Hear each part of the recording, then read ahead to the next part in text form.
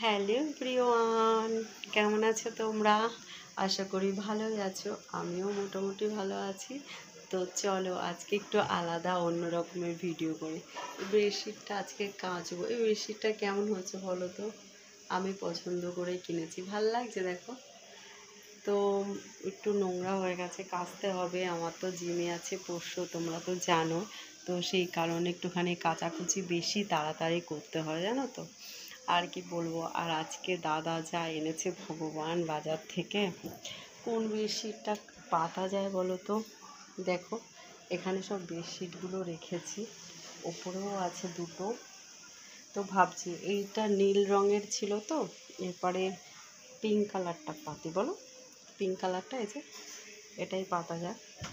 তো এটা না, এটা খুব ঝামেলা। ভেবেছিলাম রাত্রিবেলায় হচ্ছে এটা পাতবো, তো রাত্রিবেলায় সেটা করতে পারিনি, এর জন্য এখন এটা পাতি।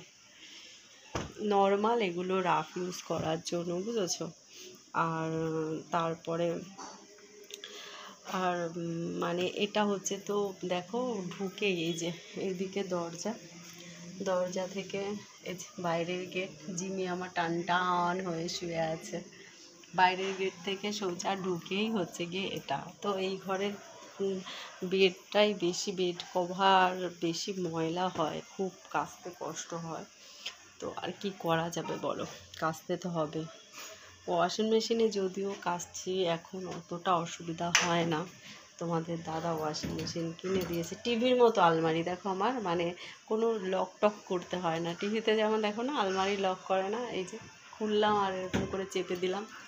যেহেতু কোনো লোকজন নেই, অত নেই, আমরাই দুজন আর মেয়ে তিনজন থাকি, তো সেই কারণে লকের ব্যাপার নেই। তো এর মধ্যে শুধু বেড কভারগুলো রাখা হয়। আর দেখো বালিশের ওয়ার দেখেছো, এর মধ্যে আর একটা ওয়ারের মধ্যে আর একটা ওয়ার, দুটো বলে একটু অসুবিধা হয়। যাই হোক, একটু সোফার কভারটা সেদিনকে কেচেছিলাম, আর এক হাতে ভিডিও করছি, রাখছি এখানে সোফায় রেখে নিই।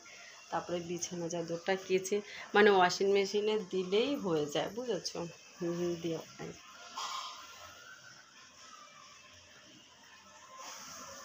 তুলে নিলাম। ভালো ময়লা হয়েছে জানো তো, কাচবো কাচবো করে দুদিন ধরে বৃষ্টি হলো, তোমরা তো জানো। দুদিন ধরে বৃষ্টি হয়েছে, সেই কারণে এটা দিয়ে তো কাচবো, এটা দিয়ে একটুখানি ঝেড়ে নি বলো।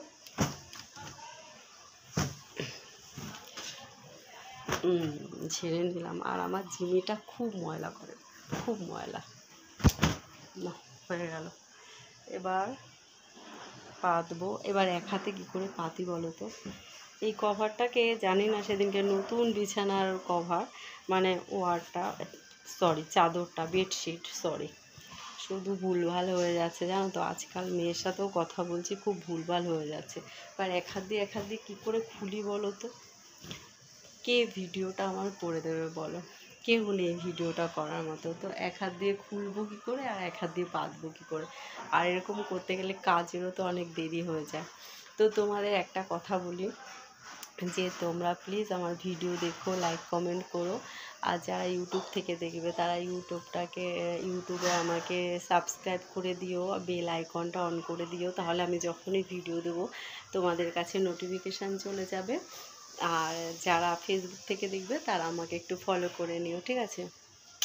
টাটা, সবাইকে অনেক অনেক ভালোবাসা। আই থিঙ্ক 3 মিনিট হয়ে গেছে, কারণ 3 মিনিট না হলে না লংয়ে যায় না, আর আমার লং ভিডিও বেশি লোকে দেখতে পছন্দ করে শর্টের থেকে, সেই কারণে।